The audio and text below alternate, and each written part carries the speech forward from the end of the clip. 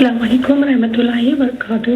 وعلیکم السلام۔ مجھے سے یہ کوشچن پوچھنا تھا کہ ایک مسجد میں دو ٹائم وتر نماز ہو سکتی کیا؟ جیسا پہلی ٹائم تو ایک امام صاحب نے پڑھا ہے تراویح کی نماز کے ٹائم پہ 3 وتر، اور پھر اسی مسجد میں دوسرے امام نے پڑھا ہے قیام مطلب رات کی جب نماز ہوتی ہے 23 نائٹ یا 21 نائٹ کو جو 8 رکعت پڑھتے ہیں، تو اس کے ساتھ 3 رکعت وتر کی نماز دوسرے مولانا نے اسی مسجد میں پڑھائی، تو کیا یہ ٹھیک رہتا ہے؟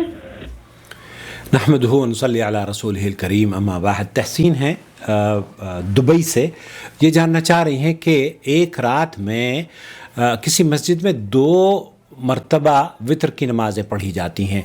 پہلے ایک امام پڑھاتا ہے، پھر اس کے بعد آخری عشرے میں جب رات کو دوبارہ قیام اللیل کے لیے لوگ جمع ہوتے ہیں تو پھر دوسرا امام آ کے دونوں قیام اللیل پہلے بھی پڑھتا ہے اور قیام اللیل بعد میں بھی پڑھاتا ہے۔ تو کیا یہ 2 مرتبہ قیام اللیل پڑھنا جائز ہے؟ میں اس سلسلے میں ایک تاریخی پیپر ہے جسے آپ لوگوں کے ساتھ شیئر کرنا چاہتا ہوں، اس امید پر کہ اس مسئلے کی وضاحت صحیح طور پر ہو جائے گی۔ جی ہاں، آج سے تقریباً اس وقت 1444 ہجری ہے، اور یہ 1414 ہجری کی بات میں بتا رہا ہوں۔ جس طرز پر آپ نے بتایا نا تحسین کہ 2 نمازیں ہو رہی ہیں، یہ نمازیں اسی طریقے سے مسجد نبوی میں بھی یا مسجد الحرام مکۃ المکرمہ میں پہلے 1414 ہجری سے پہلے یہی ہوا کرتی تھی، لیکن وہ رمضان کی رات میں اس حرم میں مکی میں موجود تھا، اور میرے کانوں نے اس فیصلے کو سنا کہ جب سماحت الشیخ عبدالعزیز بن باز مفتی مملکت سعودی عرب کی جانب سے یہ فتویٰ نشر کیا گیا، جس میں یہ ایک تحریر میں نے اس وقت لکھی تھی، قدیم تحریر ہے میری ڈائری میں نے نوٹ کی ہوئی ہے، اور میرے پرانے اوراق میں اس کو میں نے محفوظ کر کے رکھا ہوا ہے، جس میں یہ اعلان ہوا مکۃ المکرمہ میں کہ 21 رمضان المبارک سن 1414 ہجری کی رات بعد صلاۃ العشاء مندرجہ ذیل اعلان حرم شریف کے امام صاحب نے فرمایا، جو کہ مفتی سعودی عرب شیخ عبدالعزیز بن باز کی طرف سے فتوے کی روح سے پیش کیا گیا تھا۔ شیخ عبدالعزیز بن باز حفظہ اللہ نے اپنے فتوے میں فرمایا، اس زمانے میں تو شیخ عبدالعزیز بن باز زندہ تھے، اس لیے میں نے لکھا تھا شیخ عبدالعزیز ابن باز حفظہ اللہ، تو اس اللہ تعالیٰ ان کی قبر کو جنت کا باغ بنائے۔ تو شیخ ابن باز نے فرمایا کہ اس سال سے انشاءاللہ تعالی صرف ایک ہی مرتبہ نماز وتر حرمین شریفین میں ادا کی جائے گی، یعنی ہر سال کی طرح اس سال ایک رات میں 2 وتر نہیں پڑھائے جائیں گے۔ اور حفظہ اللہ نے یہ بھی فرمایا کہ وہ بھی قیام اللیل کے آخر میں، جو رات میں جو قیام اللیل ہوتی ہے نا، اس کے آخر میں پڑھائے جائیں گے، کیونکہ رسول اکرم صلی اللہ علیہ وسلم کی حدیث ہے فَجْعَلُوا آخِرَ صَلَاتِكُمْ وِطْرًا، یعنی اپنی رات کی آخری نماز وتر کو بناؤ۔ ایک رات میں 2 وتر رسول اکرم صلی اللہ علیہ وسلم کی سنت سے ثابت نہیں ہیں۔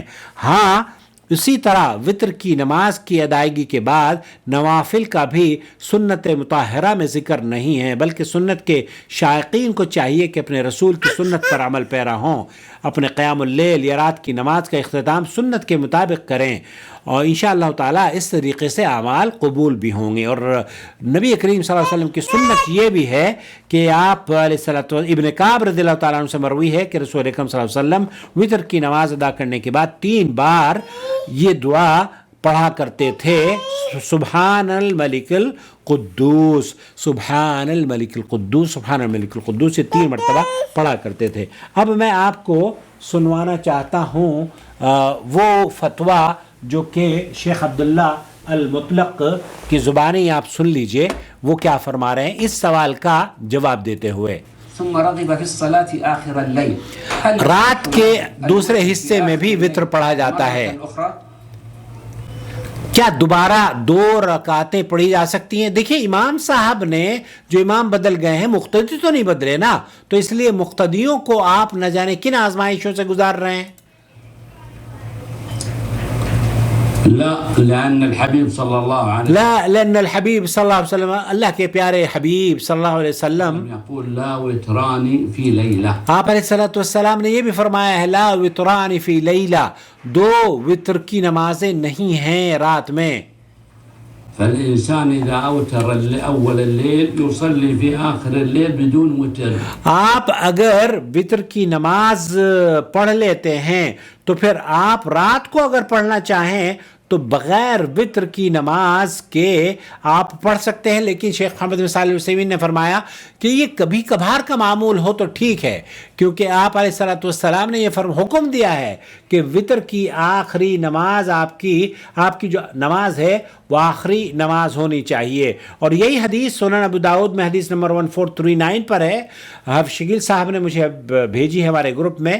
قیس بن طلق بیان کرتے ہیں کہ حضرت طلق بن علی رضی اللہ تعالیٰ عنہ رمضان میں ایک دن ہمارے ہاں آئے اور ہمارے ہی ہاں شام کی اور افطار بھی ہمارے یہاں ہی کیا، اور پھر ہمیں اس رات نماز پڑھائی اور وتر بھی پڑھائی. پھر اپنی مسجد کی طرف چلے گئے اور وہاں اپنے ساتھیوں کو نماز پڑھائی، اور جب وتر باقی رہے تو ایک شخص کو آگے کر دیا اور کہا اپنے ساتھیوں کو وتر پڑھاؤ، بے شک میں نے رسول اکرم صلی اللہ علیہ وسلم کو یہ فرماتے ہوئے سنا تھا ایک رات میں دو وتر نہیں ہیں، یعنی دو بار وتر نہیں ہوتے.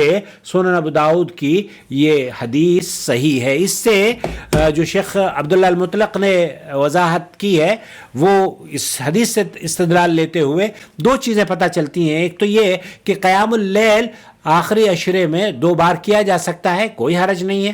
دوسرے یہ کہ وتر کی نماز آخری نماز ہونی چاہیے اور اسے دو مرتبہ نہیں پڑھنا چاہیے. هذا رقم واحد. تو یہ بنیادی چیز آپ کی خدمت میں پیش کرنی تھی. مجھے امید ہے وضاحت ہو گئی ہوگی، اور یہ کہ تاریخی ڈاکومنٹ بھی مجھے اس ویڈیو کے ذریعے سیو کرنے یا محفوظ کرنے کا موقع مل گیا. یہ میری بڑی پرانی فائل ہے جس میں اپنے آرٹیکلز وغیرہ جمع کیا کرتا تھا. لکھا تھا شیخ عبدالعزیز بن باز کی وفات پر بھی میں نے لکھا، اور کئی تحریریں اس میں میری موجود ہیں جو کہ تحریروں کے سلسلہ ہمارا جاری ہے، اور وہ بھی میں انشاءاللہ آپ کی خدمت میں پیش کرتا رہوں گا. والسلام علیکم ورحمۃ اللہ وبرکاتہ. آپ کا بھائی محمد عاقل جدہ سے، مملکت سعودی عرب. میرا نمبر ہے 009665046863317. جوائن ممبرشپ کے ذریعے پلیز سپورٹ کیجیے، اور فیس بک پیج کے فالوورز کو اسٹار دبا کر سپورٹ کیجیے. وما أرسلنا من قبلك إلا رجالا نوحي إليهم فاسألوا أهل الذكر إن كنتم لا تعلمون.